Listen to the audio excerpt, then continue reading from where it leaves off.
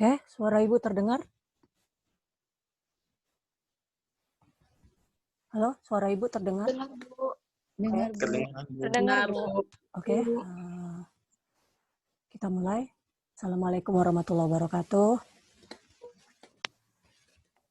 Waalaikumsalam warahmatullahi wabarakatuh. Kita lanjutkan materi kita, pertemuan ketiga.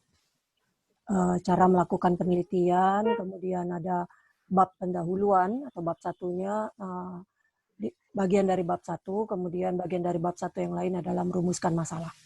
Ya. Jadi untuk mulai minggu depan sudah ada tugas kedua yang harus diselesaikan. Tugas satu,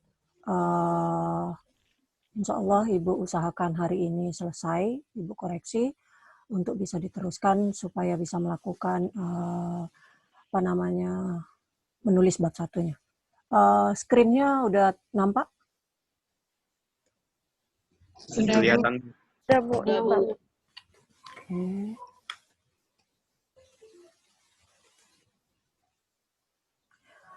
Kita lihat sekarang cara melakukan penelitian, gitu ya.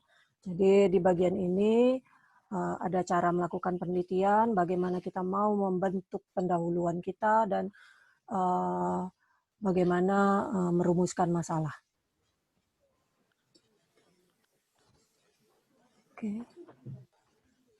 Oke. Kita lihat yang pertama di sini, syarat penelitian. Kita harus tahu dulu untuk suatu masalah atau fenomena itu dikatakan suatu penelitian. Di sini penelitian itu adalah dasar untuk meningkatkan pengetahuan manusia. Punya 3 syarat pokok yang harus dilakukan supaya dikatakan penelitian, yaitu harus sistematis, harus terencana, dan harus mengikuti konsep ilmiah. Jadi 3 hal itu sangat penting sekali. Sistematis artinya punya landasan pola tertentu dari sederhana sampai kompleks, sampai tujuannya efektif dan efisien. Yang kedua, terencana, artinya ada unsur kesengajaan. Jadi nggak mungkin yang namanya penelitian itu tiba-tiba aja ada, nggak ada. Harus ada unsur kesengajaan dan sudah terpikirkan langkah-langkahnya. Yang ketiga, mengikuti konsep ilmiah, artinya dari awal sampai akhir itu dilakukan dengan cara yang sudah ditentukan. Nggak bisa dengan semaunya gitu, nggak bisa. Itu harus ada mengikuti konsep ilmiah. Dalam hal ini konsep-konsep ilmiah dalam bidang matematika yang kita harapkan gitu. Hati-hati kalau nanti mengembangkan suatu topik menjadi pendahuluan atau menjadi penelitian itu jangan sampai tidak ada skup matematikanya ya.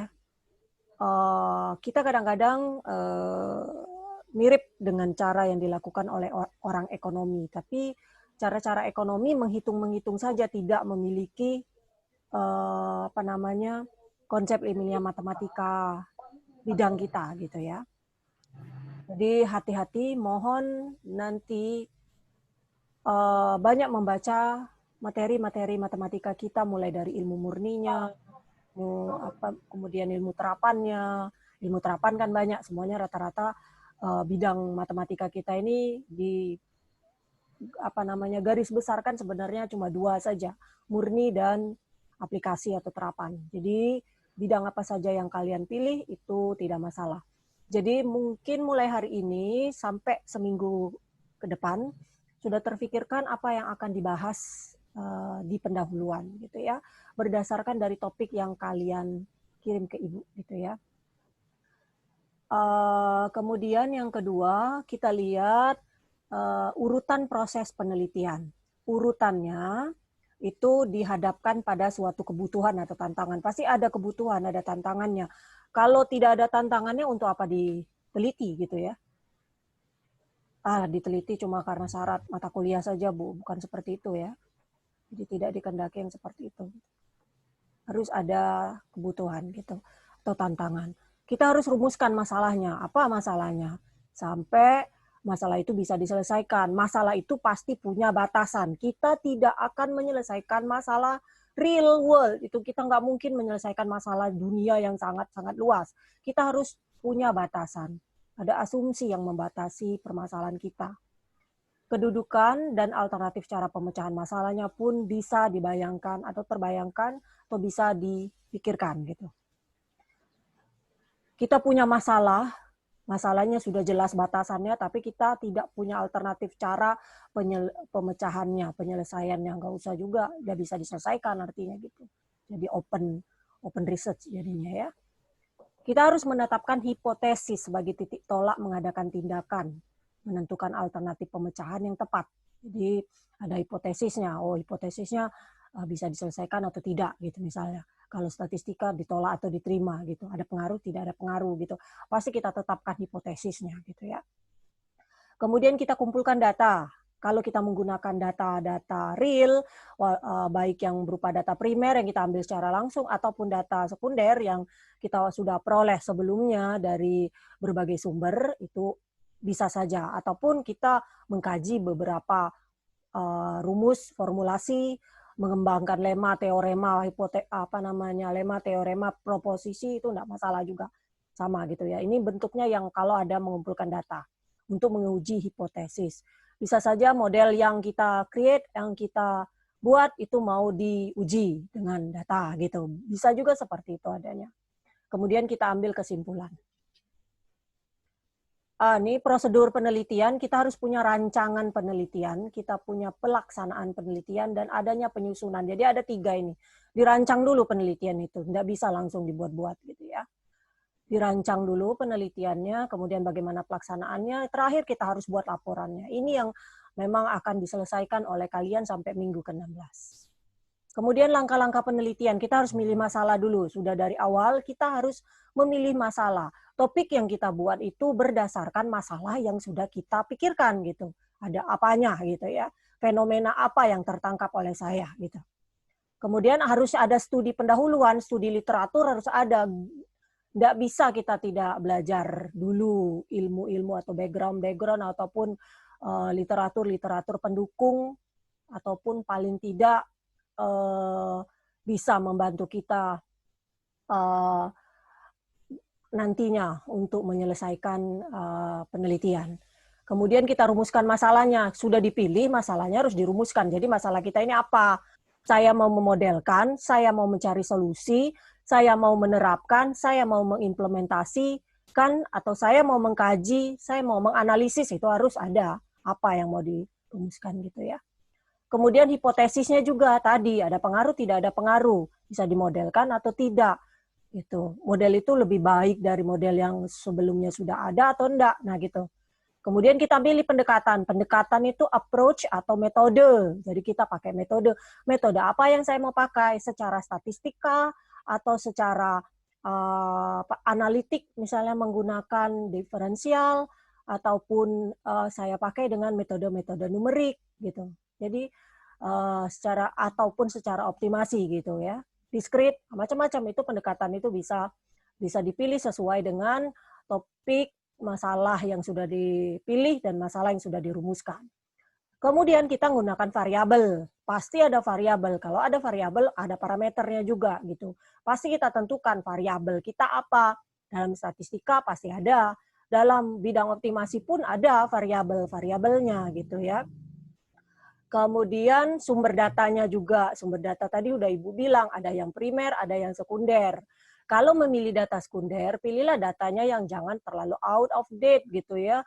Misalnya 1 tahun ke depan bolehlah, karena biasanya 1 tahun ke depan kita gunakan, 1 tahun sebelum kita gunakan untuk memprediksi atau melihat tren untuk 1 tahun berikutnya gitu ya. Jangan data yang 5 tahun, 3 tahun itu terlalu lama gitu ya. Walaupun, jadi Ibu bilang dari awal, walaupun ini cuma kuliah metodologi penelitian, sebisa mungkin sudah mendekati apa yang akan kalian pikirkan di tugas akhir gitu. Kalau memang belum terfikirkan tugas akhirnya tentang apa, tetap harus mencari topik ataupun materi yang men-trigger, jadi memacu kalian untuk memikirkan ke arah tugas akhir yang serupa ataupun bisa sama gitu ya. Jadi kalau misalnya saya memang tertarik di suatu subjek A gitu, carilah yang mirip-mirip ke A walaupun belum sampai ke A gitu. Jadi tidak terlalu berjauhan nantinya, tidak terlalu jauh pemikirnya, sudah ada background study-nya yang sudah didapat di metodologi penelitian kuliahnya. gitu. Jangan sampai seperti kami dulu gitu ya, karena kami tidak pernah mendapatkan pembelajaran yang cukup. Jadi ya itu tadi, ngambil kuliah Metopen ya cukup-cukup untuk syarat lulus kuliahnya saja gitu. Walaupun kalau Ibu, walaupun bukan menjadi topik saya tugas akhir, tapi Ibu tetap mengambil cara ataupun bagaimana memikirkan suatu tugas akhir dengan baik dari perkuliahan tersebut yang udah diperoleh gitu, walaupun sedikit sekali. Jadi dan Ibu yakin di angkatan 2017 ini udah banyak yang mulai memikirkan tugas akhir. Jadi insya Allah tidak ada kesulitan, walaupun nanti udah Ibu bilang tugas akhirnya mungkin lebih advance atau lebih rumit dari yang dibuat di metodologi penelitian, tapi paling tidak sudah membantu gitu. Lebih dari separuhnya, mungkin misalnya 75%-nya gitu. Ya, kemudian kita tentukan instrumen penelitian ini. Kalau penelitian yang bersifat statistika ya ada instrumennya apa gitu ya. Kita kumpulkan data tadi, kita analisis datanya. Analisis data kita kumpulkan, kita deskripsikan gitu ya. Kemudian kita aplikasikan, diaplikasikannya termasuk dalam penganalisisan data ini. Setelah itu kita membuat pembahasan. Jadi hasil dan pembahasan itu berbeda ya. Kalau hasil itu adalah kita menampilkan analisis data itu hasilnya, tapi pembahasan ya dibahas dari data itu, dari hasil itu apa yang bisa ditonjolkan, apa yang bisa diceritakan gitu ya. Apakah menjawab tujuan atau menjawab permasalahan yang dipilih, yang dirumuskan, itu harus dibahas di sini. Jadi jangan sampai salah, kebanyakan mahasiswa hanya menampilkan hasil gitu. Tidak ada pembahasan. Jadi paling tidak harus ada pembahasannya. Makanya kalau menampilkan hasil dalam bentuk tabel, misalnya tabel itu harus ada bunyinya gitu, bersuara gitu. Data ini tabel ini menampilkan ini yang menunjukkan bahwa apa gitu. Jadi harus ada pembahasan, walaupun dalam salah satu tabel itu jangan berlebih-lebihan juga. Kita orang matematika tidak sama dengan orang-orang sosial yang berlebih-lebihan dalam menulis kata-kata.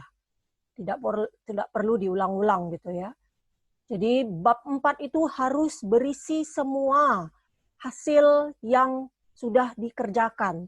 Tidak boleh ada kutipan. Kutipan itu kalau memang misalnya kita mau membandingkan dengan riset sebelumnya dan riset kita gitu. Cuma itu aja, enggak boleh kita mengutip suatu tinjauan pustaka atau studi literatur di bab 4. Enggak boleh sama sekali. Jangan sampai terjadi seperti itu. Ya. Jadi murni di bab 4 itu hasil pemikiran yang sudah mahasiswa konsep gitu ya. Sudah kita bahas, kita buat kesimpulan, dan terakhir harus ditulis. Tidak mungkin dibahas, ditarik kesimpulan, tapi tidak menulis laporan. Bukan penelitian juga namanya. Ya. Jadi penelitian itu harus terdokumentasi, walaupun mungkin tidak lanjut sampai ke terpublikasi. Gitu. Alangkah lebih baiknya lagi kalau sampai ditulis dan dipublikasikan. Biar orang semua tahu. Gitu ya. Oke, ini bagian arus penelitiannya. Pertama tadi, memilih masalah ini bukan tugas yang mudah bagi pemula kalau belum banyak pengalaman penelitian gitu ya. Kadang-kadang memilih masalah itu banyak sih. Ya Bu, masalah hidup apalagi lebih banyak lagi ya, tidak usah disebutkan gitu ya. Setiap orang pasti punya gitu. Tapi masalah penelitian yang berhubungan dengan matematika ini apa gitu. Dibutuhkan perenungan dan pemantapan hati gitu ya. Maksudnya dipikirkan gitu ya. Jangan sampai tidak tidur gitu mikirin masalah apa yang mau saya kaji gitu ya.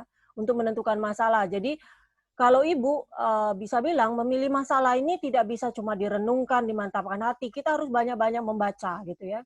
Banyak-banyak membaca sehingga muncul beberapa gap, gitu, beberapa hal yang secara ilmiah itu bisa dibuktikan, bisa kita selesaikan sendiri gitu, sesuai dengan bidang minat kita. Bu, saya bingung nih bidang minat saya apa gitu. Ya apa saja yang menarik minat kalian untuk meneliti gitu ya.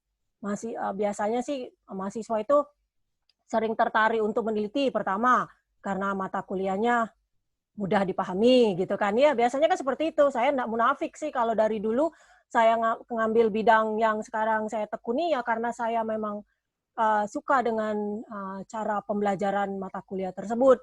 Gitu. Biasanya kita memang seperti itu. Itu memang sangat-sangat subjektif, tergantung pada pribadi masing-masing. Nggak bisa dipaksa. Teman sendiri pun nggak bisa maksa kalau kita nggak minat gitu ya. Yang kedua misalnya tergantung pengajarnya juga sih. Pengajarnya enak ngajarinnya. Semula nggak suka jadi suka. Nah, bisa itu yang unsur-unsur subjektif itu bisa sangat mempengaruhi. Kalau kita sudah tertarik dengan satu bidang tersebut, kajilah banyak gitu. Bidangnya itu kan pasti luas gitu, bisa kita pilih. Kita startlah browsing. Browsing dari yang paling simpel dulu. Tulis di Google itu apa yang mau kita buat. Banyak, kita kumpulkan dulu banyak-banyak, baru kita buat satu-satu. Jadi salah satu tipsnya mungkin dari Ibu kalau mencari topik ataupun mencari literatur, nanti mencari masalah, itu jangan sampai satu yang sudah kita cari, kita baca, satu kita cari, kita baca, itu pasti pening, pusing. Karena terlalu banyak gitu ya. Bagusnya itu download aja dulu semua yang kira-kira penting. Di-download aja dulu, nanti dipilah-pilah. Jadi satu step itu selesai dulu. Pilihlah dulu sampai 100 artikel misalnya, 50 lah kalau terlalu banyak. Biar paketnya langsung habis misalnya 50. 50 dulu dipilih. Setelah 50 dipilih, dicek baru satu-satu. Yang enggak berguna ya udah di-delete aja. Kita kan bisa baca highlight di Google itu ya kira-kira agak mirip-mirip atau enggak gitu. Jangan sampai satu buka itu pasti sangat melelahkan. Semua ini berdasarkan pengalaman sendiri ya, pengalaman Ibu. Jadi Ibu sangat tahu gitu betapa capeknya gitu, browsing aja capek, apalagi nanti sudah mulai penelitiannya, bagaimana kita mau cari jawabannya, itu lebih lagi capek, sangat-sangat menghabiskan waktu. Jadi cara konsepnya seperti itu, jangan baru dapat 2, capek gitu, jangan gitu. Nggak perlu berlama-lama, 1 jam misalnya, tapi 1 jam itu memang untuk browsing gitu, cari topik yang saya sukai gitu ya. Carilah topik itu yang agak sekarang ini ilmu itu sangat-sangat berkembang ya. Jadi jangan sampai kalian itu mencari topik-topik yang sudah banyak dibahas orang. Mungkin bisa dipilih tapi dari sudut pandang yang lain gitu. Jangan sampai yang itu-itu saja gitu. Ya, jangan sampai yang itu-itu saja. Oke, itu yang memilih masalah. Kalau kedua, kita studi pendahuluan. Tadi dibilang harus cari informasinya dulu. Itu Ibu bilang tadi ya. Misalnya masalahnya tadi, anggaplah kita milih topik secara garis besar, saya mau membahas mengenai optimasi gitu. Optimasi yang seperti apa yang saya inginkan gitu kan. Pikirkan, sudah mantap, pokoknya mau bahasnya tentang optimasi gitu. Oke, lanjutkan. Kita harus studi pendahuluan dulu, kita cari informasi dulu. Kan banyak materi dalam bidang optimasi itu. Apa sih yang mau saya cari, yang mana, masalah apa gitu. Seperti itu ya. Kemudian kita rumuskan baru kalau sudah ada informasi yang cukup. Sudah terklaster, sudah terkelompokkan apa yang mau saya teliti gitu. Informasi apa yang saya perlukan. Baru kamu buat studi pendahuluan gitu ya. Dari studi pendahuluan tadi kamu baru rumuskan masalahnya apa. Nih agar penelitiannya dilakukan secara sistematis, kita harus rumuskan masalah dengan jelas. Pakai apa gitu ya, masalahnya seperti apa, cara mengerjakannya dengan metode apa, data apa saja yang nanti saya perlukan, bagaimana saya mengolahnya, dan lain sebagainya, sampai terakhir gitu ya. Jadi bukan bukan baru kerangkanya saja gitu. Jangan sampai punya masalah, optimasi tadi, sudah dapat informasinya, yang mau dirumuskan itu apa, tapi kita nggak tahu pakai metode apa, gitu, datanya gimana, gitu. Kita harus sudah tahu dulu, walaupun kita belum tahu ngambil datanya nanti seperti apa, di mana, gitu, kapan itu. Nanti dulu, yang penting datanya misalnya apa aja dulu, bagaimana, ada kemungkinan nggak bisa diambil di sini, di sini, di sini, apakah bisa saya cari di internet, ataupun bisa di survei, seperti itu. Jadi dipikirkan. Dan dipikirkan ini jangan lama-lama, jangan 1 semester cuma mikirkan perumusan masalah gitu ya. Mahasiswa ini 1,5 semester mikirin masalah, setengah semester mikirin rumusan, tahu-tahu sudah semester 10 dan habis gitu kan. Nggak bisa, jangan seperti itu. Itu harus dilakukan dengan cepat, 1-2 hari selesai gitu. Kemudian merumuskan anggapan dasar.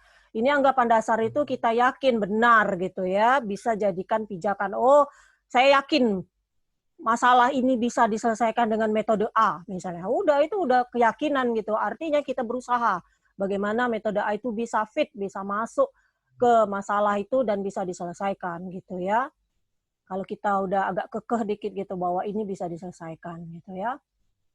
Kemudian setelah memilih anggapan dasar, kita pilih pendekatan, kita tentukan variabel, kita tentukan sumber data tadi ya, nih. Kemudian kita menyusun instrumen, itu memilih pendekatan tadi bisa eksperimen, bisa non-eksperimen gitu, enggak masalah. Apa saja yang mau dipilih oleh mahasiswa matematika gitu. Kalau memang biasa bereksperimen, ya ambil eksperimen gitu. Eksperimen ya bisa mungkin eksperimen itu, tapi kalau orang matematika nggak ada ya memilih pendekatan secara eksperimen. Kita biasanya non-eksperimen. Sifat eksploratif, historical, ataupun deskriptif. Kita biasanya deskriptif atau non-eksperimen. Kemudian kita susun instrumennya, kita kumpulkan data, kalau ada data yang kita perlukan gitu ya. Kemudian kita analisis data tersebut. Nih. Kemudian kita bahas dan kita susun seperti yang tadi sebelumnya sudah dijelaskan. Ini bagannya saja. Jadi kamu harus tandai dan diingat betul itu saya sudah sampai tahapan berapa nantinya gitu ya. Apa masih milih masalah aja, terlalu banyak masalah yang menarik minat. Wah, kita harus dipilih-pilih. Masalah mana sih gitu yang memang benar-benar mau saya pilih gitu ya. Oke. Kemudian kita lihat ini menentukan variabel atau sumber data tadi ya, untuk menjawab pertanyaan apa yang akan diteliti dan dari mana data diperoleh. Harus diidentifikasi jelas agar dapat ditentukan dengan alat apa gitu ya misalnya. Kita melakukan instrumen. Instrumen itu setelah tahu apa yang diteliti, dari mana kita bisa peroleh data, kita mau diapain data itu. Data yang dikumpulkan itu adalah dengan apa gitu. Misalnya tergantung dari jenis data dan dari mana data diperoleh gitu. Kita mau apa yang dari data yang akan dikumpulkan itu mau pakai apa gitu ya, dengan apa gitu. Itu instrumennya. Kemudian ini mengumpulkan data, sudah tahu data apa yang akan dikumpul dan dari mana data diperoleh dengan cara apa, maka kita kumpulkan datanya. Dengan cara apa sih kita pakai ngumpulin data itu? Oh, dengan cara observasi, misalnya ngeliatin orang yang lalu lalang gitu ya. Ada dulu riset penelitian mahasiswa gitu, ngeliati waktu kunjung ke bank gitu. Jadi tiap hari dia ngecek gitu pada jam-jam tertentu tuh, ngecek orang yang keluar masuk bank. Nah, seperti itu misalnya. Udah tahu instrumennya seperti itu dengan mengobservasi gitu ya, supaya peroleh data. Misalnya yang secara langsung seperti itu. Kalau data sekunder kan ya berarti kita langsung mengumpulkan data, instrumennya kita pakai data sekunder saja gitu ya. Dibutuhkan ketelitian dalam pengambilan data agar hasilnya valid. Terakhir yaitu menulis laporan. Jadi harus disusun dan ditulis laporannya sesuai dengan format tugas akhir mahasiswa dan draft skripsinya gitu ya. Jadi nanti format yang akan kita pakai di perkuliahan kita ini sesuai dengan format proposal mahasiswa matematika dan sesuai dengan laporan ataupun draft skripsi mahasiswa gitu ya. Oke, ini pendahuluan. Sekarang kita lihat bagian pendahuluan. Tadi cara melakukan penelitian sudah tahu, jadi sudah terpikirkan bagaimana kalian mengonsep masalah, memilih masalahnya, nanti merumuskan masalah, ada studi pendahuluannya dan lain sebagainya gitu ya. Sekarang kita lihat ke bagian pendahuluan. Dalam studi pendahuluan mungkin peneliti mengetahui dan menemukan hal-hal yang relevan dengan masalahnya sehingga memperkuat keinginan untuk meneliti. Bila ada penelitian terdahulu sudah menyelidiki masalah yang hampir sama atau belum terjawab persoalannya, peneliti dapat mengetahui metode apa yang digunakan, hasil apa yang telah dicapai, bagian mana dari penelitian itu yang belum terselesaikan, faktor apa yang mendukung, serta tindakan apa yang telah dilakukan untuk mengatasi hambatan selama penelitian berlangsung. Nah, kalau kalian bisa menemukan bagian yang sudah dijelaskan oleh penelitian terdahulu, yang menyelidiki masalah tidak harus sama. Kalau sama artinya penelitiannya sudah ada dong, nggak boleh juga gitu. Jadi penelitian terdahulu itu mungkin menyelidiki masalah yang hampir sama dengan punya yang terpikirkan oleh kita misalnya itu. Tapi ada bagian tertentu yang mungkin belum dijawab oleh peneliti. Kata kuncinya kalau mau melihat penelitian itu sudah terjawab atau belum, biasanya di conclusion, di kesimpulan terakhir itu peneliti itu menjawab future work gitu ya. Atau dia sebutkan di kesimpulannya bahwa metode atau model atau formulasi ini tuh memiliki kekurangan atau sebatas hanya seperti ini gitu. Jadi diperlukan ini. Nah, itu bisa men-trigger juga untuk kita memilih masalah yang dikemukakan oleh penelitian terdahulu gitu ya. Bisa seperti itu, atau kalau di skripsi jelas-jelas ditulis di bagian saran ya. Makanya tulislah bagian saran yang bisa memacu, men-trigger orang lain untuk melakukan studi lanjutan gitu. Jangan sampai saran itu ya dibuat-buat aja, jangan nggak ada saran, nggak boleh. Itu yang Ibu paling tidak suka. Buatlah saran sehingga teman ataupun orang yang membaca tertarik untuk meneliti lanjutan gitu dari berdasarkan atau dari penelitian yang sudah dibuat sebelumnya gitu ya.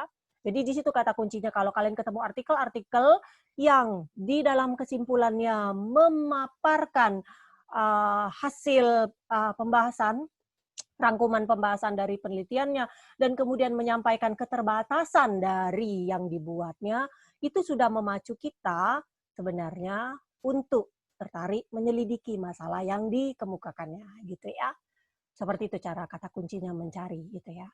Kita mencari artikel itu cukup quick skimming saja ya. Jadi lihat aja dari abstrak biasanya. Kalau abstraknya itu udah agak-agak mirip dengan apa yang kita kehendaki, itu bisa kita ambil gitu. Jadi jangan sampai kita habiskan waktu membaca itu sampai habis lama gitu untuk satu artikel aja. Jadi kita quick Ibu terbalik antara scanning dengan skimming, yang mana yang lebih detail rasanya. Skim yang ngelihat cepat ya gitu ya. Terbalik kalau itu dicek aja ya antara skimming dan scanning gitu ya. Skim dan scan gitu. Jadi kita lihat secara cepat aja dulu, jangan sampai kita habiskan waktu cuma melihat 1-2 artikel gitu ya. Oke. Ini lihat latar belakang penelitian. Kerangka latar belakang. Latar belakang itu isinya apa aja? Kalau kita kan lihat di bab 1 kita kan pendahuluan, ada satu latar belakang, jadi isi proposal itu kan seperti ini ya. Proposal kita di matematik gitu ya. Pertama itu bab 1 itu ya, bab 1 pendahuluan kan. Dalam pendahuluan itu ada latar belakang ya. Latar belakang nggak rasanya ya, latar belakang, kemudian masalah, kemudian ada pembatasan, atau tujuan dulu, Ibu lupa ya. Nanti Ibu cek. Bisa juga dicek nanti di skripsi sebelumnya. Pembatasan, tujuan, manfaat gitu ya. Nah ini bab 1 kita isinya seperti itu. Jadi kita harus ada latar belakangnya dulu apa gitu ya. Kemudian masalahnya apa, kemudian masalahnya harus dibatasi tadi, punya pembatasan, nggak mungkin kita menyelesaikan masalah dunia yang sangat-sangat luas, itu nggak mungkin, pasti ada pembatasnya.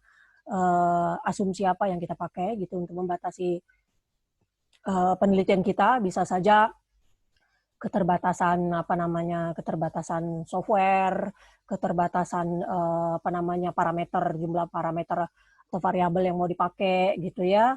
Kemudian tujuan kita untuk menjawab masalah. Tujuan harus selalu menjawab masalah gitu ya. Jadi setelah itu kita beberkan, kita sebutkan manfaat penelitian kita apa, untuk apa gunanya gitu ya secara real gitu. Kemudian di latar belakang ini ada uraian tentang topik yang menjadi gejala. Dilakukannya suatu penelitian dengan menggunakan data-data yang telah ada.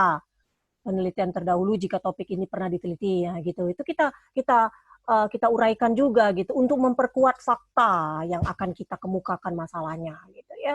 Jadi yang menjadi gejala gitu. Jadi harus bersifat ilmiah itu seperti itu. Jangan sesekali menyampaikan latar belakang itu berdasarkan cerita kita sendiri. Kita ini melakukan penulisan ilmiah, jadi harus ada data-data, fakta-fakta yang disampaikan gitu.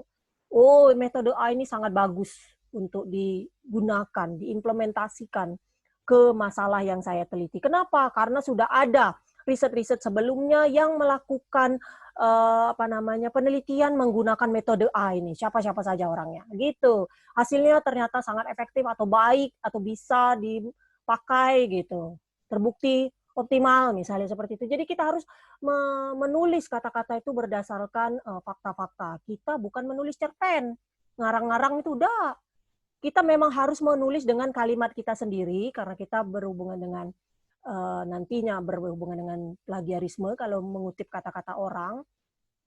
Tapi kita ngomonginnya itu berdasarkan fakta dan data gitu ya. Ini dalam referensi ilmiah misalnya jurnal gitu. Jadi yang kita peroleh dari jurnal, artikel-artikel jurnal. Kemudian dalam latar belakang itu memuat informasi mengapa itu penting. Ini yang sangat penting juga ini dibahas ya. Jangan sampai kita membeberkan latar belakang tanpa tahu kenapa sih diperlukan masalah itu, kenapa perlu dipecahkan. Itu nggak ada dijelaskan, itu bukan penelitian namanya. Oh, kenapa penting? Kenapa saya penting melakukan riset mengenai fenomena tersebut gitu. Oh, kalau nggak dibahas gitu ya, selama ini orang melakukan penelitian dengan menggunakan metode A saja gitu. Padahal metode yang tersedia untuk menyelesaikan masalah itu banyak dari A sampai Z gitu. Kenapa tidak memilih metode Z saja gitu misalnya? Apa kekurangan dari metode Z kalau dipakai untuk menyelesaikan suatu masalah yang saya pikirkan gitu. Jadi kita sudah merilis beberapa hal gitu. Jangan ya, itu tadi Ibu bilang dari awal, jangan kita menulis sesuatu itu karena berdasarkan ketertarikan. Dengan demikian, jadi terakhir itu mahasiswa selalu membuat, kalau yang produk-produk yang dulu-dulu gitu ya, selalu membuat berdasarkan latar belakang di atas, maka penulis tertarik gitu ya. Nggak bisa kata-kata tertarik itu ngapa gitu. Itu tidak bisa diklaim sebagai hal yang bersifat ilmiah ya, tertarik gitu ya. Jadi kita harus mengungkapkan fakta gitu ya. Kenapa dia? Walaupun sih pada kenyataannya mungkin fakta itu yang terjadi secara realnya mungkin tidak begitu krusial betul memang gitu. Tapi kita memandangnya krusial gitu. Kita memandangnya penting gitu untuk disebutkan gitu ya. Jadi harus berdasarkan fakta selalu ya. Jangan sampai kita melakukannya karena ketertarikan atau karena melupakan bagian dari penelitian gitu ya. Penelitian besar gitu karena ikut penelitian atau mengembangkan atau diajak oleh dosennya untuk melakukan penelitian. Nggak bisa seperti itu, nggak boleh kita bilang seperti itu. Bagian dari penelitian nggak. Tetap harus ada. Kenapa penting untuk diteliti pada kasus kita gitu ya. Tantangan apa yang dihadapi jika kalau masalah itu dibiarkan? Nah, ini merupakan gap yang sangat baik untuk ditulis ini ya. Jadi kita bilang kalau tidak diselesaikan maka gitu ya akan chaos gitu misalnya. Kalau rute ini tidak diselesaikan secara matematika maka gitu maka misalnya drivernya akan menghabiskan waktu yang lebih lama misalnya seperti itu ya. Ataupun kalau saya sebagai orang optimasi melihat masalah-masalah optimasi itu kadang-kadang mahasiswa itu salah kaprah bahwa banyak mereka bilang itu studi kasus, padahal enggak. Studi kasus itu kan berarti memang ada kasus atau masalah penting yang kalau tidak diselesaikan maka akan terjadi kekacauan tadi. Itu enggak. Sebenarnya mereka sudah punya cara sendiri untuk menyelesaikan masalah mereka, misalnya berhubungan dengan rute gitu. Selama ini mereka sudah punya rute sendiri dalam menyelesaikan dan tidak terjadi masalah kerugian, nggak ada. Cuma kita mau memandang dari sudut matematikanya, kita mau menyampaikan ide kita secara matematikanya.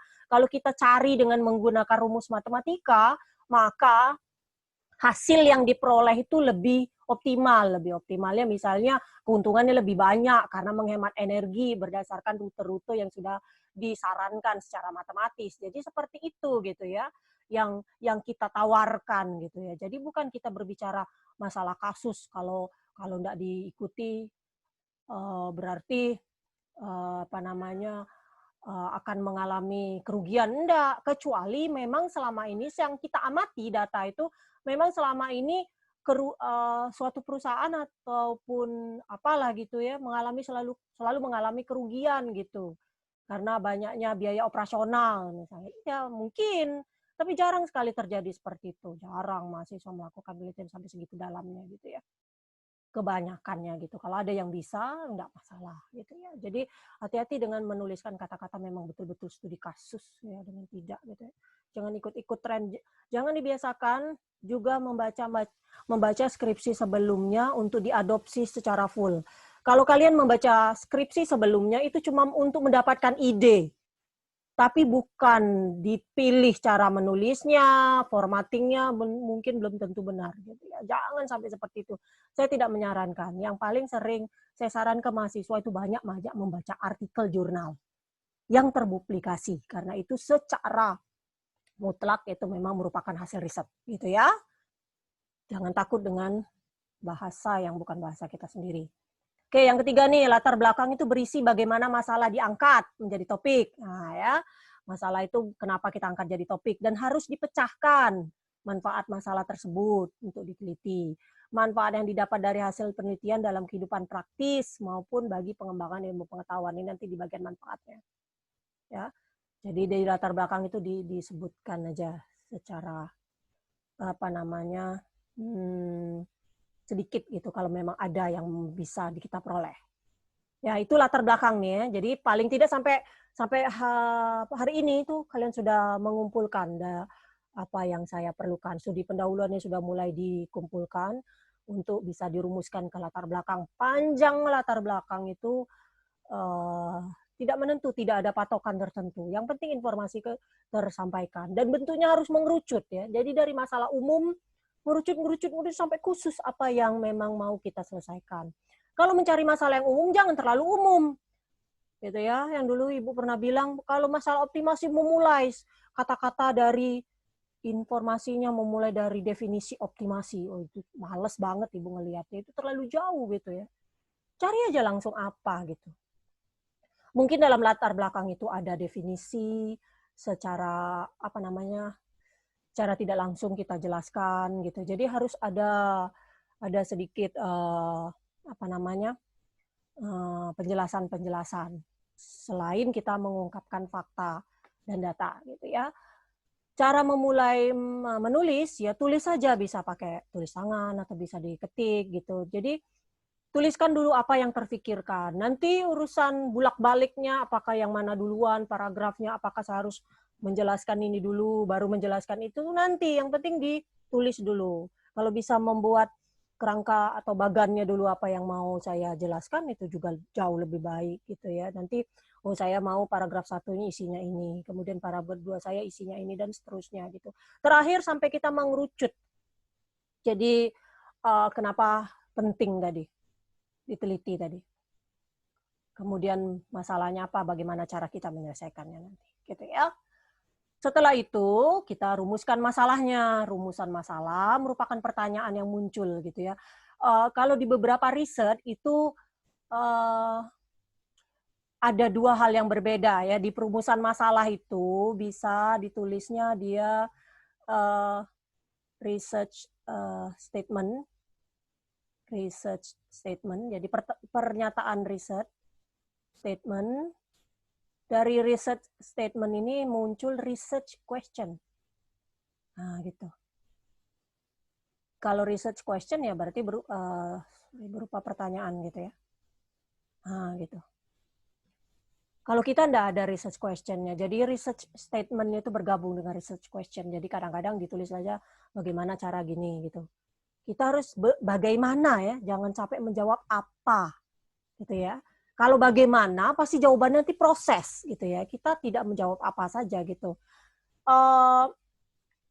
Masalah itu mungkin lebih dari satu gitu, atau bisa kita rangkumkan satu masalah besar yang di dalamnya banyak jawaban yang harus kita peroleh gitu ya, bisa seperti itu gitu ya. Bagaimana menyelesaikan ini, bagaimana mengimplementasikan ini, bagaimana mendesain ini misalnya gitu ya. Selalu bagaimana gitu. Kalau penelitian statistika selalu menuliskan apa pengaruh gitu. Kalau apa kan cuma adakah pengaruh, nanti jawabannya ya dengan tidak gitu aja. Jadi kita tulis bagaimana pengaruh ini, bagaimana dampak ini terhadap ini, nah gitu ya. Jadi kalau kita sudah berkata bagaimana, pasti jawabannya banyak, melibatkan proses yang panjang gitu. Ya, jadi pemikiran kata-katanya juga ini. Pertanyaan yang muncul dalam rumusan masalah harus terjawab. Jadi masalah itu harus dijawab di hasil dan pembahasan. Jangan sampai masalahnya apa yang dibahas lain gitu. Itu sering sekali juga ditanyakan oleh para pembahas gitu. Ini masalahnya mau ngapain sih gitu. Kenapa pembahasannya berbeda gitu ya. Jangan sampai seperti itu. Kemudian berikutnya kita lihat tujuan rumusan masalah. Tujuan rumusan masalah kita mau meletakkan dasar dalam memecahkan beberapa penemuan penelitian terdahulu. Jadi penelitian terdahulu itu sebagai dasar pijakan untuk kita ke level berikutnya gitu ya.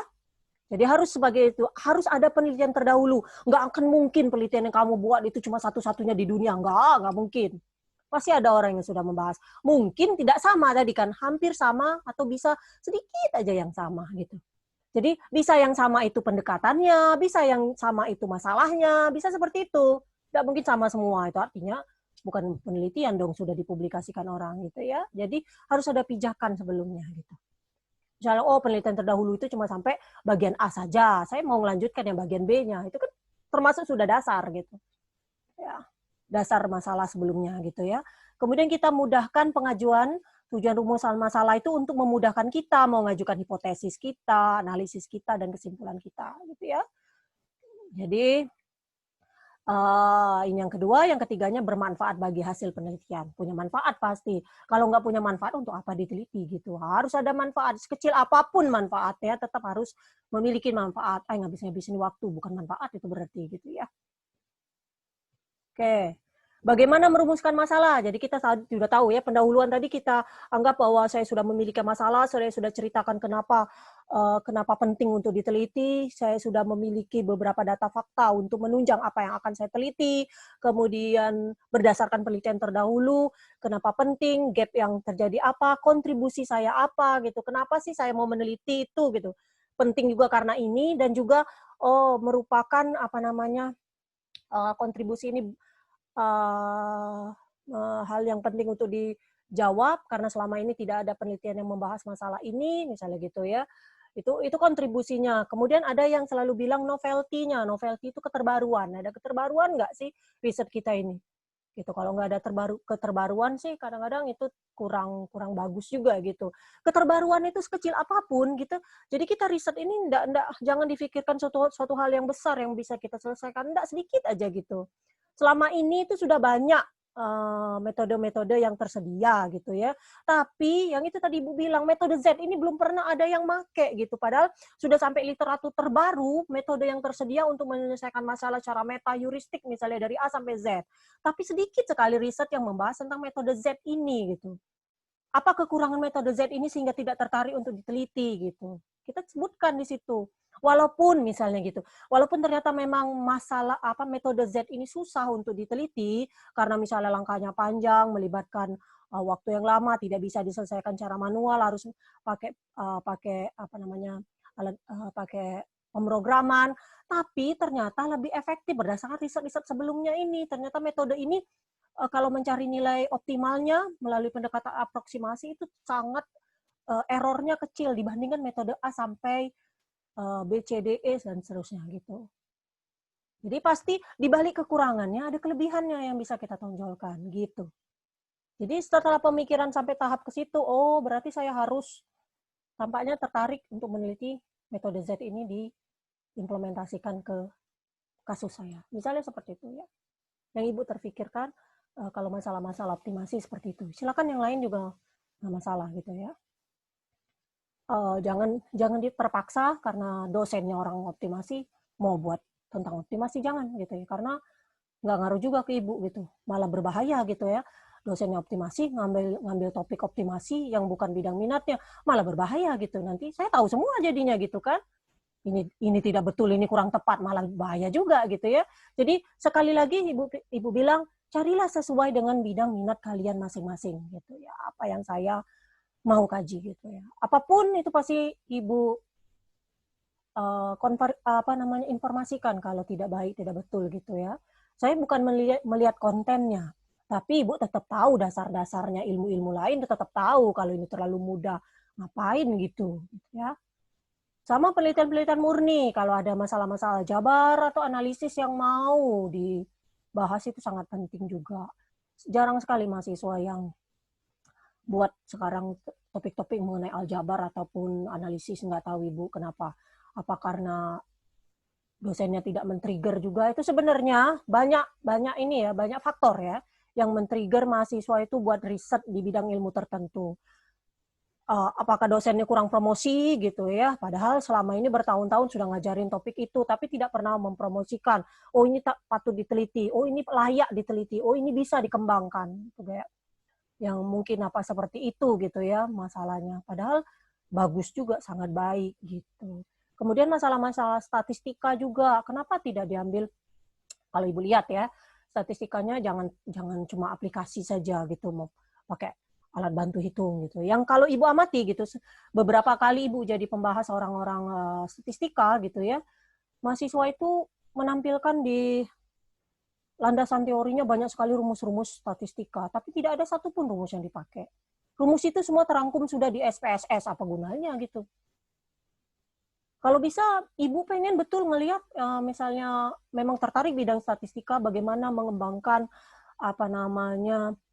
masalah itu memang secara statistika betul. Bila perlu statistikanya teori ada, walaupun tidak sampai teori yang begitu dalam gitu. Jadi memang terlihat betul gitu. Kalau cuma sekedar pakai alat bantu hitung, tidak ada pemodelan yang dibuatnya, kan alat bantu hitung itu kan untuk menyelesaikan masalah yang rumitnya saja. Tapi pembentukan model statistikanya pun harusnya sangat-sangat statistika gitu ya. Sebaiknya seperti itu maksud ibu. Apalagi orang-orang murni yang semuanya pasti haruslah berupa teori-teori semua. Saya juga ingin sekali melihat misalnya mahasiswa itu bagaimana mengembangkan dari teorema itu bisa dapat proposisi ataupun bisa dapat lemma gitu. Kan tidak perlu suatu yang rumit betul, tidak perlu, tapi mahasiswa itu mampu melihat dari sisi yang lain gitu. Seperti itu ya. Bagusnya gitu. Tapi kalau memang bidangnya cuma sampai terbatas itu dan kemampuannya juga sampai situ, ya enggak bisa dipaksa juga gitu ya, jangan khawatir gitu. Kalau Bu saya memang tahunya sampai sini baik Bu, ya udah nggak apa-apa gitu. Cuma itu tadi Ibu tetap bilang tetap harus ada gap, bukan karena terdorong sudah di semester ujung, bukan karena terdorong ada mata kuliah metode penelitian, bukan gitu ya, tapi memang betul-betul menemukan sesuatu yang berbeda gitu ya. Oke, ini membuat desain ya, bagaimana merumuskan masalah. Sekarang kita lihat ke perumusan masalah kita, bagaimana kita mau merumuskan masalah, itu kita buat desain penelitian juga dulu. Yaitu berisi rencana yang akan dibuat penelitian sebagai gambaran. Jadi kita buat aja desain kayak mapping gitu ya. Kalau ini ya kita buatlah dalam panah-panah, dalam diagram-diagram misalnya ini gitu ya. Kemudian kalau mau dipecahkan itu pendekatan-pendekatannya apa saja gitu. Nanti kita buat lagi di sini. Ya, pokoknya menuliskan secara skematik apa yang mau kita buat gitu. Yang jelas kalian sendiri paham bagaimana caranya. Jangan sampai tidak ada alurnya. Ada yang mungkin kalau memang orang komputasi bisa buatnya dalam flowchart itu termasuk bagian dari desain juga gitu ya. Misalnya inputnya apa gitu ya, ini startnya, ini inputnya apa, kemudian nanti dilakukan prosesnya bagaimana gitu, iya atau tidaknya gitu, itu sama aja gitu ya. Ini yang ada dalam desain penelitian nih, judul, penegasan masalah tadi. Topik tidak sama dengan judul ya, judul nanti bisa berkembang setelah kita mengembangkan latar belakangnya, bisa berkembang gitu ya, dan bisa berubah-ubah judul itu gitu ya. Judul, penegasan masalah, ada beberapa yang Ibu temui, beberapa kali Ibu buat paper gitu. Kalau submit katanya atau usulan proposal judul tidak efektif, katanya lebih dari 14 kata gitu ya. Kadang-kadang susah juga mau nyingkatkan kata ini. Apalagi orang matematik, kita kan mau menonjolkan sesuatu yang berbedanya betul gitu. Kata ini kita pilih itu kenapa? Metode kata-kata matematis yang kita pilih itu kenapa gitu. Kita nggak mau secara umum nanti kesannya orang baca udah banyak nih yang bahas gitu. Padahal kita ada yang berbedanya gitu ya. Jadi ini judul penelitian, penegasan masalah, alasannya kita mengadakan penelitian itu, tujuan penelitian, manfaat, landasan teori, metode penelitian. Ini yang ada di rumusan masalah mulai dari bab 2 sampai bab 3 ya. Jadwal kerja, ini misalnya metode analisis data, dan lain-lain. Kalau dalam menulis skripsi, perlu dilengkapi dengan beberapa penjelasan agar permasalahan yang dirumuskan bisa dipahami gitu. Jadi kita memang ini tugas akhir kita ini atau skripsi kita ini adalah skripsi matematika yang kita harapkan hanya orang matematika saja yang membaca gitu.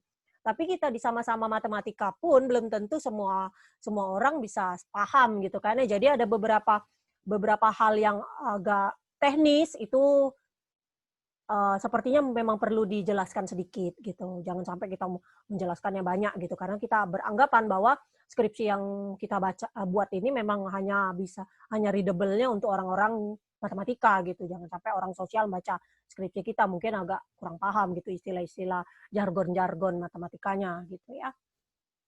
Ini kita lihat nih penegasan judul. Judul itu harus mampu menggambarkan penelitian dan batasan. Jadi dari melihat judulnya aja kita udah tahu, oh dia ini mau membahas ini loh. Oh dia ini mau membahas ini, fenomena ini dengan metode ini, dengan pendekatan ini. Oh dia mau memformulasikan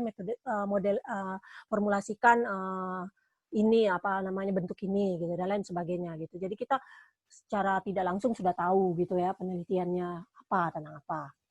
Alasan pemilihan judul. Alasan yang dapat dikemukakan terkait pemilihan judul yaitu pentingnya masalah tersebut diteliti gitu karena akan membantu pelaksanaan kerja yang efektif, menarik minat peneliti. Atau sepanjang pengetahuan peneliti belum ada yang meneliti. Nah gitu, itu alasan pemilihan judul itu seperti itu. Jadi membantu kita melakukan pekerjaan, menarik minat peneliti, kemudian belum ada yang pernah menelitinya. Sepanjang pengetahuan ya, jadi kata-katanya sepanjang pengetahuan peneliti gitu ya. Karena peneliti itu kadang-kadang menyadari barangkali sudah ada yang serupa gitu. Mungkin aja kita tidak terbaca gitu kan. Kita mana mau. Kita merasa oh penelitian ini satu-satunya saya yang bahas padahal di belahan dunia, belahan bumi sebelahnya itu dia udah publikasi malah gitu ya.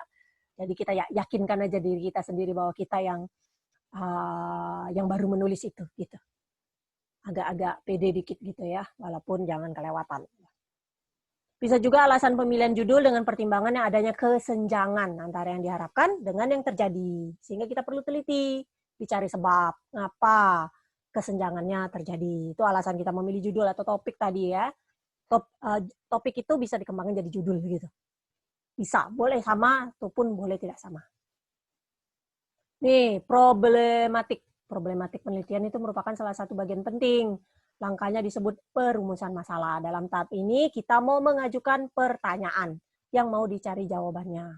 Nih, problematiknya, kemudian itu akan menjawab tujuan. Nah, jadi dari tujuan itu akan disimpulkan. Jadi kesimpulan itu menjawab tujuan dan problematik yang ditanya. Jadi menjawab masalah dan menjawab tujuan. Harus seperti itu kesimpulannya. Jadi kalau ke tujuan kita atau masalah kita mau merumuskan masalah, memodelkan, misalnya kita mau buat memodelkan. Nah, kesimpulan dari memodelkan apa? Ya berarti modelnya gitu. Modelnya mana? Gitu. Itu kesimpulannya. Kalau kita mau memodelkan, jawabannya ya modelnya berarti apa? Kadang-kadang mahasiswa ini mau memodelkan, kecuali misalnya kalau dia mencari solusi gitu ya, mencari solusi. Berarti jawabannya apa? Ya solusinya kan? Solusi optimal yang diperoleh gitu. Ini kalau memodelkan ya modelnya gitu. Kalau dia memodelkan di bab 4, 4.1 ya kita sebutkan di model 4.1 sampai sekian. Itu kesimpulan saya. Nah, barulah kita tambah dengan misalnya solusinya apa gitu. Jangan sampai tidak menjawab tujuan dan masalah kita. Kalau kita mau memodelkan ya harus ada jawabannya modelnya gitu. Ada beberapa dosen sih yang ibu kira tidak efektif gitu ya. Itulah gunanya kita orang matematika menuliskan nomor persamaan. Nomor persamaan itu gunanya apa ya? Itu bukan supaya estetik saja, supaya kelihatan matematika. Enggak, nomor persamaan itu dibuat gunanya supaya kita tidak perlu menuliskan persamaan atau model itu berulang-ulang, kan sudah ada nomornya. Jadi kita sebutkan aja misalnya di kesimpulan kita, model yang dibuat, misalnya model yang dibuat adalah, misalnya itu, model 4.1. Gitu ya. Udah tahu model 41 ya cari di bab 4 berarti. Atau modelnya misalnya yang dibuat adalah persamaan yang ini, misalnya kita mau merumuskan atau memformulasi. Jadi formulasinya kita tulis persamaan atau formulasi berapa gitu. Itu kesimpulan kita. Harusnya seperti itu, tapi itulah tadi tergantung dari beberapa dosen ya, itu susah juga Ibu mempertahankannya. Kalau selama mahasiswa Ibu kalau seminar itu saya suka bertentangan sekali dengan cara-cara menulis seperti ini gitu ya. Kita buat skripsi ini mudah ya, karena nomor persamaan itu ikut bab. Jadi kita nggak berubah kalau ada persamaan yang ditambahkan. Tapi di beberapa penulisan skripsi atau disertasi seperti tesis disertasi saya dulu, nomor itu ngikuti urutan dari bab 1. Jadi akan sangat sulit kalau kita nambah nomor persamaan baru gitu ya. Walaupun mungkin bisa di-create secara otomatis, itu berubah pasti nomor persamaannya. Artinya dalam teks pun harus berubah gitu ya. Jadi harus dibuat seperti itu gitu. Kalau disinkronkan ya, ingat bagan ini. Hal program yang dipertanyakan dengan tujuan itu harus ada di kesimpulan, disinkron semuanya. Nah, jangan sampai tidak sinkron. Kalau kalian mau mencari rute gitu ya, mencari rute. Ya, kesimpulannya apa? Ya pasti rutenya kan. Rutenya adalah ini gitu. Gitu ya. Oke, berikutnya. Ini keterkaitannya. Ini tadi yang dipertanyakan, problematik yang dipertanyakan, kemudian tujuannya, kesimpulan jawaban yang diperoleh, ini hipotesis dan ini dan jawabannya. Ini hal problematik yang dipertanyakan seperti ini. Gitu ya. Tujuan penelitiannya. Jawaban yang ingin dicari ini. Ini saling berketerkaitan. Jadi ada kaitan semua nih. Tujuan dengan masalahnya, kemudian tujuan dapat kesimpulannya. Kesimpulan itu diperoleh dari hipotesis untuk bisa kita simpulkan, menjawab kesimpulan, kemudian hipotesis juga berhubungan dengan problematik hal yang dipertanyakan gitu ya. Kemudian manfaat penelitian. Manfaat penelitian itu berkaitan dengan manfaat ilmiah dan praktis berkenaan dengan hasil dari penelitian. Tuliskan secara spesifik manfaat yang dapat diperoleh dari segi keilmuan dengan menyebutkan kegunaan teoritisnya apa yang dapat dicapai dari topik yang diteliti dan aspek praktisnya dalam penerapan bidang ilmu gitu ya. Jadi manfaatnya itu tadi yang dicapai itu misalnya gitu, manfaat penelitian menerapkan bidang, kalau praktis ya menerapkan bidang ilmu ini atau menerapkan masalah ini atau menerapkan topik ini untuk dapat diselesaikan gini gitu kan. Atau manfaatnya kepada, kalau kita ngambil data kemana, berarti manfaatnya sebagai acuan bagi pembaca ataupun bagi pemerintah atau bagi siapa untuk dapat menerapkan secara matematika topik yang saya buat gitu ya. Jadi kegunaan teoritis yang dicapainya juga apa, misalnya menambah ilmu pengetahuan terutama dalam bidang kajian apa gitu ya.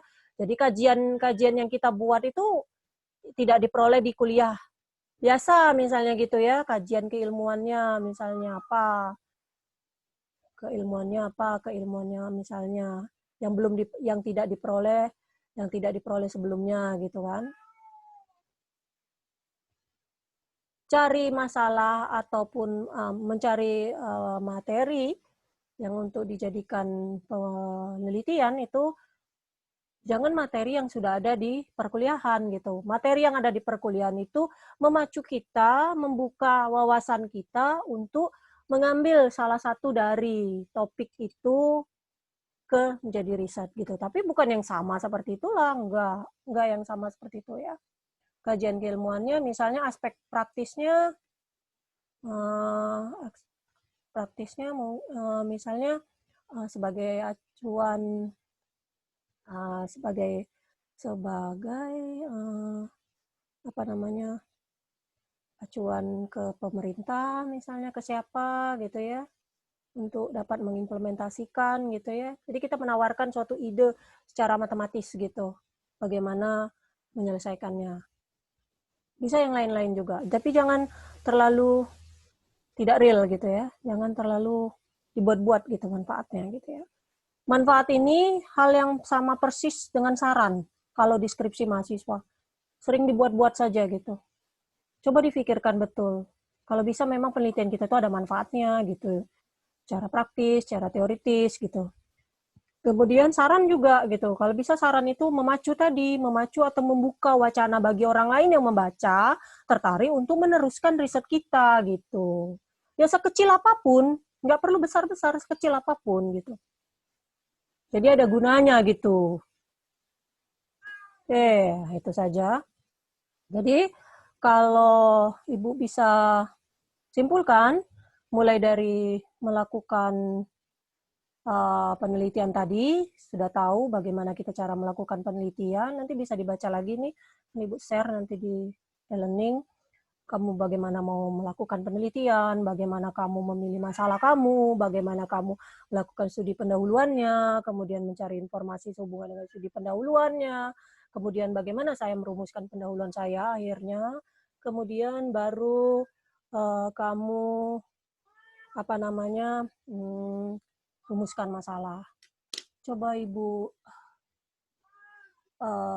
lihat isi proposal dulu ya. Contoh proposal yang sebelumnya udah ada.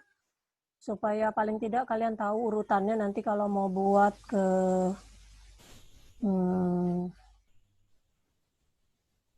tugas akhir gitu ya. Yang angkatan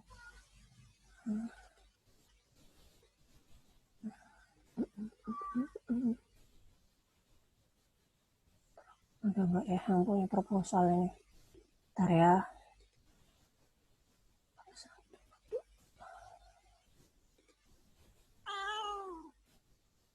Nanti kalau di dalam kita sudah membuat laporan atau draft skripsi, kita nanti isi bab 1 sampai bab 3 itu sama kayak proposal, tapi mungkin ada sedikit yang berbeda gitu. Kadang-kadang mahasiswa ini nggak mengubah lagi hasil dari proposal gitu ya. Sebenarnya harus ada yang berubah gitu, harus ada. Ini misalnya kita lihat yang ini nih. Ini contoh aja.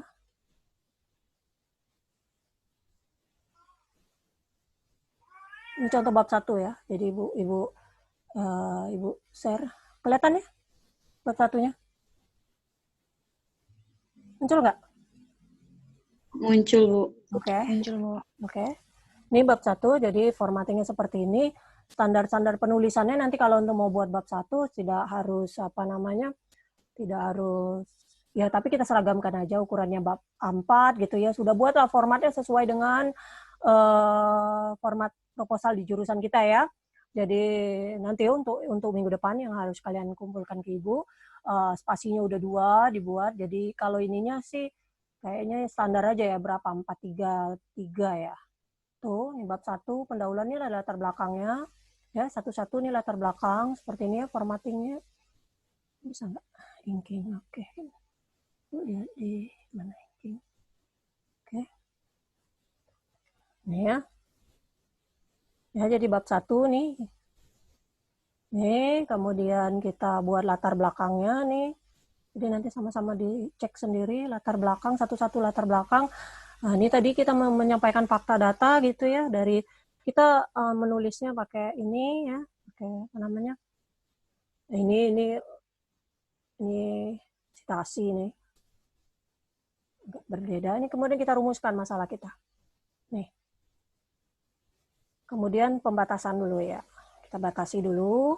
Sudah kita batasi, baru tujuan dan manfaat gitu nih. Ini misalnya manfaatnya kita mau sebagai bahan pertimbangan. Jadi kita mengemukakan suatu pendekatan itu untuk jadi bahan pertimbangan aja, kan belum tentu orang mau make gitu. Karena itu tadi, kalau kita mau melihat dari segi matematikanya, kita mau melihat dari segi optimasinya, bagaimana pemecahan masalah untuk kasus-kasus real gitu. Tapi belum tentu dipakai, tapi kita jadi bahan pertimbangan kalau ISP, gitu, kalau mau mengadopsi dapat nilai dapat pendapatan yang maksimal gitu, pakai skema kami gitu. Kasarnya gitulah gitu. Jadi kita percaya diri aja gitu. Nah, kemudian keduanya membawa wawasan. Gitu. Kalaupun ada yang lain itu bisa disampaikan. Tapi kalau mirip, nggak usah berlebih-lebihan kalau sama aja gitu ya. Jadi ini jadi bab 1 yang harus kalian siapkan tadi. Pertama tadi latar belakang, 1.1 latar belakang. Kemudian 1.2 perumusan masalah. Ini ambil dicatat sendiri ya. Masalah 1.3 pembatasan. Nih. Jadi harus ada pembatasannya masalah. Misalnya seperti ini tadi.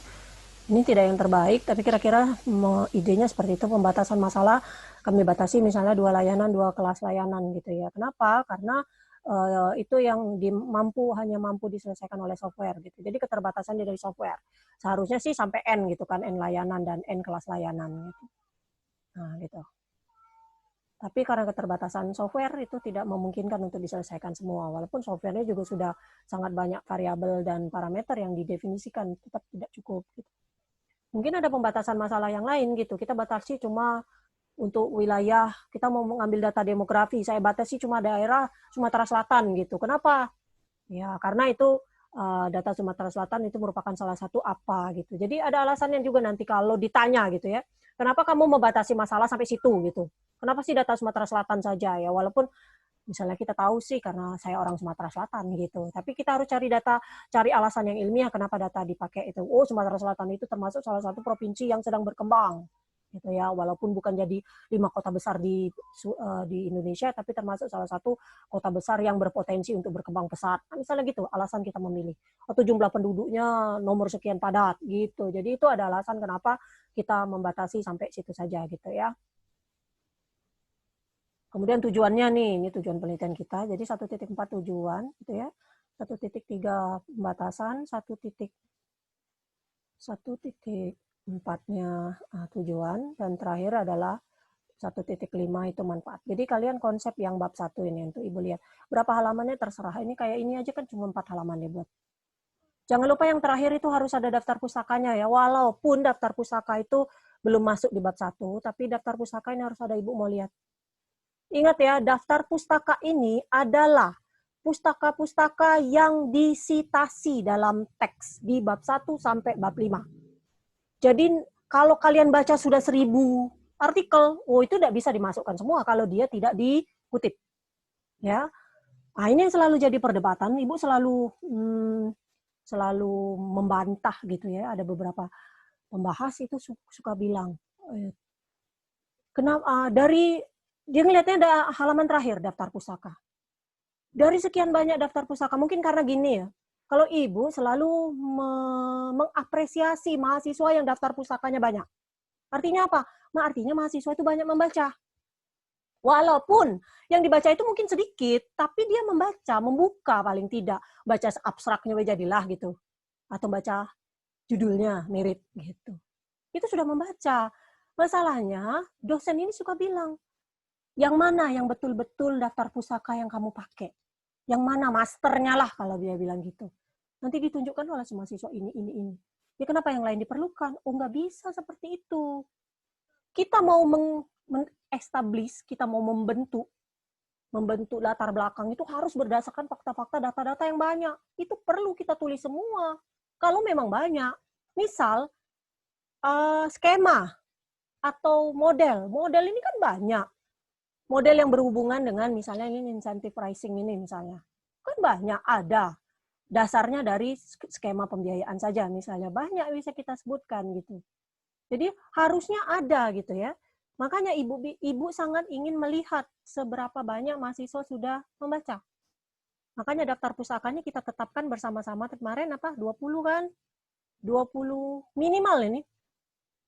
Karena nantinya artikel ilmiah riset yang mau dipublikasikan itu minimal 25.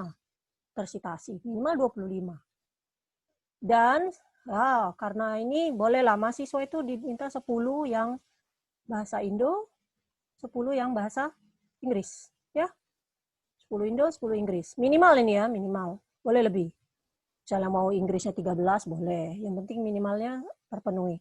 Ini harus berdasarkan dari artikel ya, artikel jurnal, proceeding. Jadi tidak boleh web page, itu tidak boleh. Proceeding kan kemarin sudah Ibu bilang, hasil yang dipublikasikan dalam seminar. Proceeding, artikel jurnal, proceeding, kemudian skripsi enggak. Jadi kalau kamu dapat yang skripsi itu jangan ya, yang dibiasakan. Untuk bagian membaca aja nggak apa-apa, tapi jangan dikutip. Ya, karena itu kebetulan skripsi itu adanya dari repositori universitas itu aja. Sebenarnya itu tidak dipublikasikan gitu ya, skripsi jangan. Jadi hindari sekali yang kata-katanya misalnya ada tulisan skripsi dalam kurung tidak dipublikasikan. Nggak usah itu. Cari yang lain aja. Biasakan cari yang dipublikasikan aja, jangan yang tidak dipublikasikan ya. Tolong disiap-siapkanlah dari sekarang, itu ini yang akan saya kembangkan. Apa-apa saja.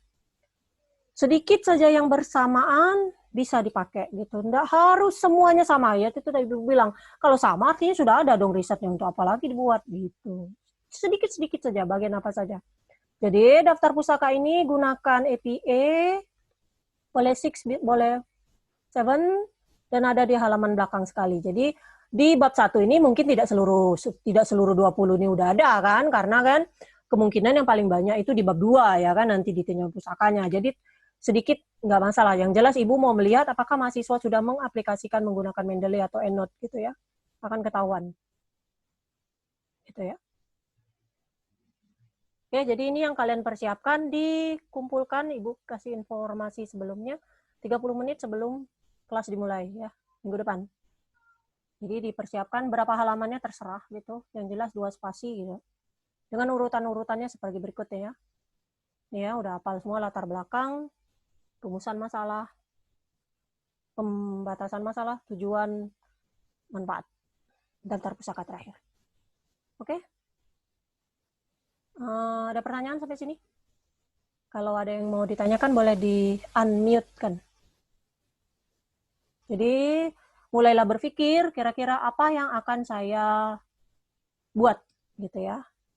Sebisa mungkin ini Bu selesaikan topiknya. Tapi kalau topiknya pun belum selesai Ibu koreksi ya anggap aja topik itulah yang akan kalian bahas berikut-berikutnya. Kita ini satu kelas berapa orang sih? Ya. Mana ini ngeliatnya?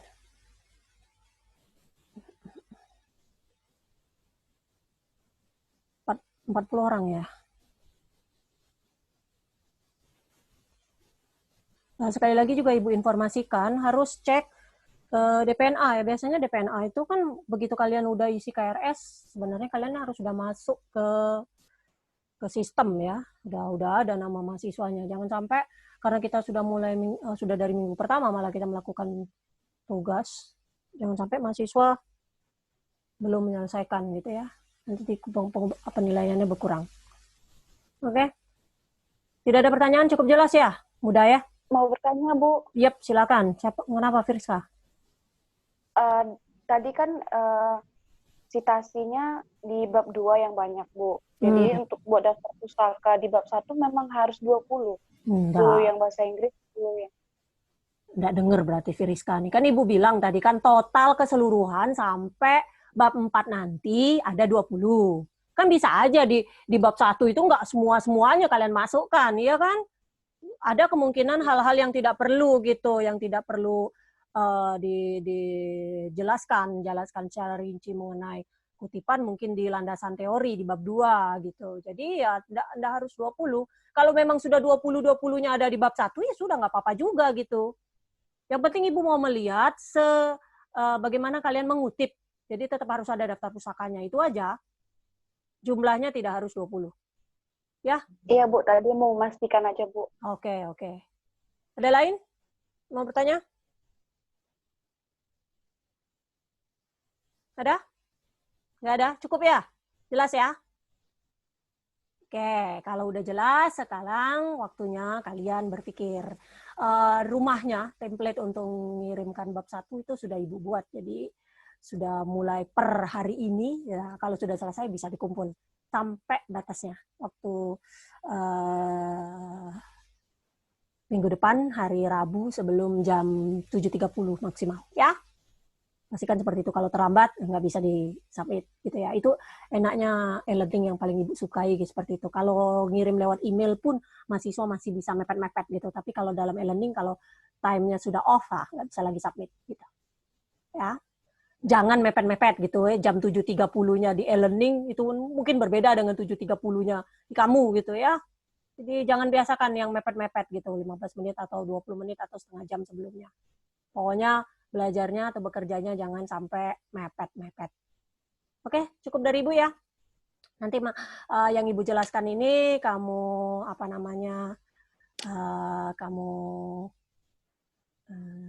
baca ulang atau tonton ulang nanti di e-learning. Oke?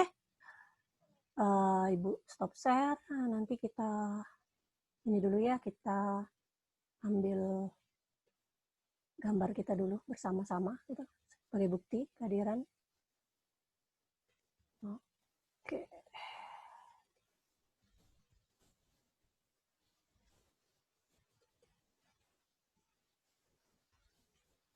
Kita foto dulu.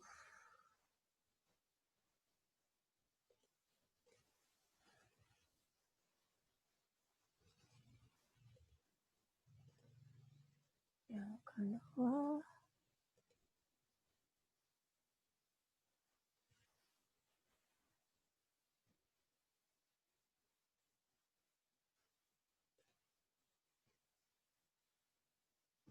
Oke. Cukup kuliah kita pada pagi hari ini. Semoga selalu semangat untuk menyelesaikan tugas-tugasnya. Ingat, jangan mepet-mepet, waktu kalian banyak gitu kan, kita kan kuliahnya kan enak gitu ya. E-learning ini sebenarnya positifnya juga banyak daripada negatifnya gitu. Segala sesuatu bisa dijelaskan gitu dan bisa ditanyakan walaupun kita berjauhan gitu ya.